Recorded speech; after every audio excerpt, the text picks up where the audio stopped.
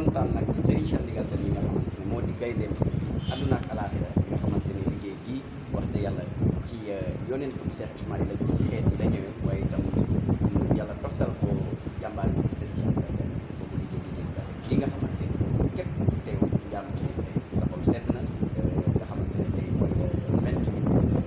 mai si xamante ne loolu mu doon bis boo xamante ne date historique la kon loolu rek mbégte bu rëy daal lañ ci am jéegi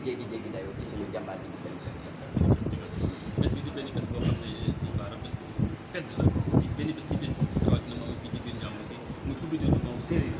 loolu moo am solo. waaw loolu am solo dafa jéggi dayoo ndax doon na loo xamante ni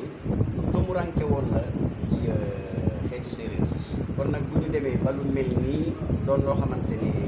mu ngi bëgg a bëri li ñu koy gis ci xeetu séeréer ndax bu ma nee mu ngi bëgg a bëri rek mooy sëñ Ismaïla def na ko defati ko sëñ Cheikh Ndigal def na ko defati ko ndax boo demee Daaru Salaam def nañ ko fa ci dëkku sëñ Ismaïla boo demee Daaru Rahman sëñ Ismaïla def na ko fa waaye itam fii ci Njàmbur si def nañ ko fi te boo demee feneen ak feneen def nañ ko fa jumaa yi moom la ñuy lim waaye jàkka yi moom kenn mënu koo lim kon nag loolu mbégte lañ ci am ak kontaante ci seen liggéey bu rafet gi ñu liggéey ci xeetu séeréer nga xamante ni ñun ñii di seeni doom sas nañ ñu waaye sas boobu dañ koy bàyyiwaat ci seeni loxo rek ci seeni ñaan nga xamante ne rek ñoom nuñ ko bëgg rek yàlla dana ci am ñu gis ne taalibe yëpp war nañu bëgg nañu dugg ci nga xam ne moo di biir jumaa ji pour fekkee li nga xam ne moo di jumaa ji ban pexe ngeen nam pour taalibe ñu koy te coono ak fii te mën nañoo kër waaw loolu moom man lañ ko sas waaye loolu xam naa ne tontu bu gàtt lay doon rek ñëpp mënuñoo duggandoo dugg moom ñëpp mën nañ koo def waaye duggandoo mag nag moom toogandoo loolu moom du luy mën a nekk waaw waaye buñ ko organiser rek nga xamante ne bu ñuy duggee ñii génn ñii dugg ñëpp ku bëgg a dugg moom da nga dugg waaye nag bu waxtu julli bi jotee duggandoo moom mënta nekk ndax jàkka ji xaw ma jumaa ji ay mètre la dañ koo natt am fu ñu ko yemale te mbooloo mi fi teew presque dëkk bi day fees te comme dëkk jumaa ji dëkk bi yëpp defe naa ne kon ñëpp ñu fi mën a duggandoo waaye lépp nag dañ koy doxal ci compréhension rek nga xamante ne kenn ku ne fa nga jóge li lay indi mooy taaral l'islam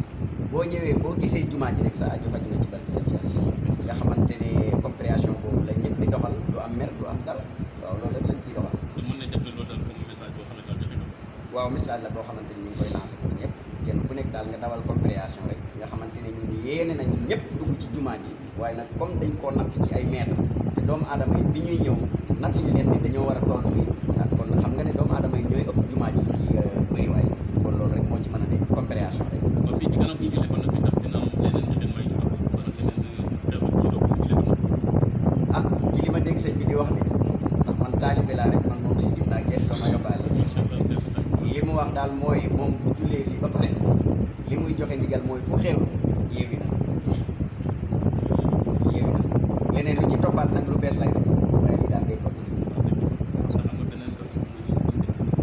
waaw du ñàkk ndax jullit moom foo ko ne sa kaddu bu mujj ci wax ji ngay wax mooy sant yàlla rek kon maa ngi sant yàlla sant sëñ Ismaïla sant sëñ Cheikh Ndigal sant samay mag sant taalibe yëpp nag ndax doolee jën ndox lii nag du ay ndox ak jën waaye nag waxin la dégg na laaj tabaarakallah kon daal lii dañ ciy sant taalibe bu baax ci seen farlu ak seen jom ak seen ngor ak seen jërëjëf